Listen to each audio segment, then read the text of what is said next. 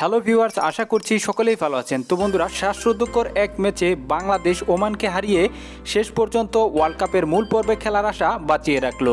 তো বন্ধুরা, আজকের এই ভিডিওটিতে বাংলাদেশের যে গ্রুপ রয়েছে সেই গ্রুপের পয়েন্টেবিলিটি জানিয়ে দিব, অর্থাৎ কে কোন অবস্থানে রয়েছে এবং কিভাবে বাংলাদেশ ওয়ার্ল্ড কাপের মূল পর্বে যেতে পারবে, বিস্তারিত এ নিয়ে আলোচনা করব। তো বন্ধুরা, অবশ্যই ধৈর্য সহকারে সম্পূর্ণ ভিডিওটি দেখবেন।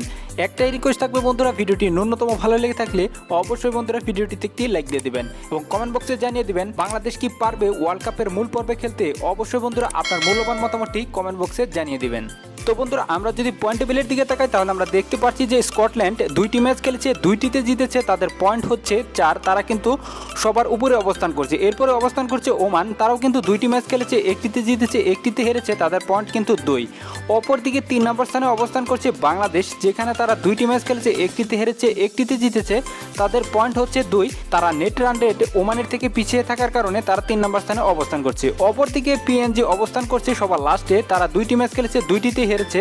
তো বন্ধুরা, প্রত্যেকটি দল মোট ম্যাচ খেলবে 3টি করে। এখন প্রত্যেকটি দলের একটি করে ম্যাচ বাকি রয়েছে, যেখানে শেষ ম্যাচে স্কটল্যান্ড মুখোমুখি হবে ওমানের বিপক্ষে এবং বাংলাদেশ মুখোমুখি হবে পিএনজির বিপক্ষে। ওমান এবং স্কটল্যান্ডের যে ম্যাচটি রয়েছে, এই ম্যাচটিতে যদি স্কটল্যান্ড জিতে যায় তাহলে কিন্তু ওমান বাদ পড়ে যাবে, কারণ বাংলাদেশ যদি পিএনজির ম্যাচে যদি পিএনজির সাথে জিতে যায় তাহলে কিন্তু বাংলাদেশের পয়েন্ট 4 হবে এবং অপরদিকে স্কটল্যান্ডের পয়েন্ট 6 হবে, যার ফলে বাংলাদেশ এবং স্কটল্যান্ড কিন্তু মূল পর্বে চলে যাবে। আর যদি স্কটল্যান্ড যদি হেরে যায় তাহলে কিন্তু ওমানের পয়েন্ট 4 হবে এবং বাংলাদেশ যদি পিএনজির সাথে জিতে যায় তাহলে কিন্তু তাদের পয়েন্ট 4 হবে।